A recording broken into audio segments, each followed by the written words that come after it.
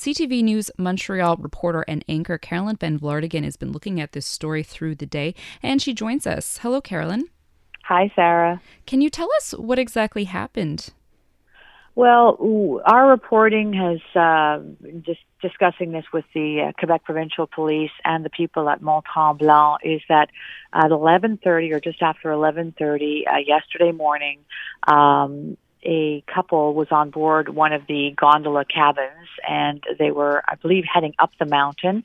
And there was an accident or something happened below them where a operator of a drilling machine somehow hit their gondola and another gondola, which was empty. Luckily, there was no one in that cabin, but hit theirs and another's with a piece of his equipment and basically sheared off a side of the gondola. So the two people who I believe were sitting on a bench were suddenly in an open air gondola and fell out.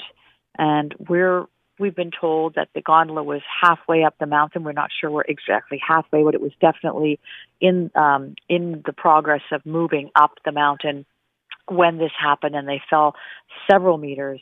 The man being declared dead yesterday, and the woman is still in critical condition in hospital.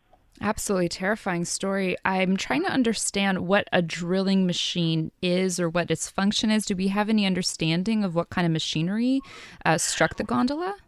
Well, we have a reporter who's been up there today, Christine Long, but we weren't able to get to the actual accident site. They wouldn't allow us to. So she walked up the mountain a little bit as far as she could get, but we have not actually seen the location yet. What we understand, though, is that this possibly, well, it was, according to Tremblant, this was a third party that was working on the mountain. So it was not the Tremblant Installations people. It wasn't anything that belonged to them. There was a young contractor who may have wanted to move his equipment yesterday to get ready for some work today.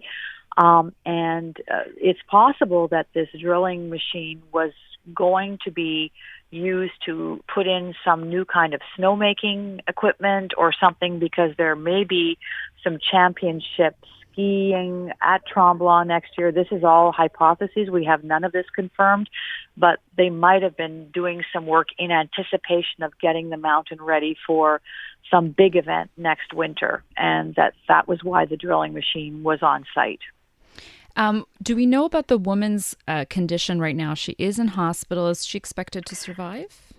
Well, there's a little bit of good news. She's still in critical condition, but according to the provincial police, they've now upgraded her condition slightly enough to be able to operate on her. Usually, they say that you don't do an operation on someone who's really, at the point of possibly dying. So they believe she's strong enough to be able to withstand whatever surgery she needs. But of course, it's still very risky and it's still very early. And would imagine that her injuries are significant. So hoping for some good news there, but it's still very, very iffy as well for this woman. I understand the flags at Mont Tremblant are at half-mast. Yeah, that's, as you may have heard, the village yesterday, or the Tremblant administration, canceled all events in the village. They had a blues festival that was going on there. They canceled that.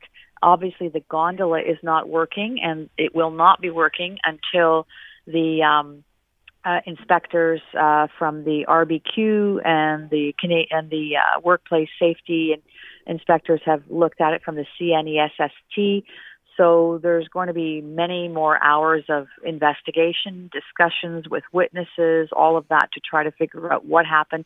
They also haven't talked yet, or at least not by 12 o'clock noon. They had not yet spoken to the operator of the drilling machine, so they didn't know yet what exactly happened. He was in such a state of shock that he was unable to talk to them.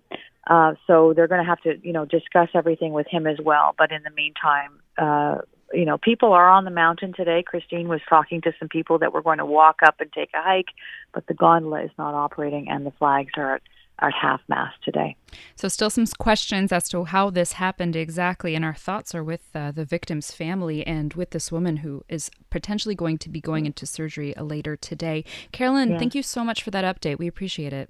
Yeah, and just one quick last thing I can tell you, Sarah, is that they're both from Ontario, and that the man is 50 years old, and she was also said to be in her 50s, but we're not sure if they were actually a couple. They have, according to police, different home addresses, but he is from the Kingston area.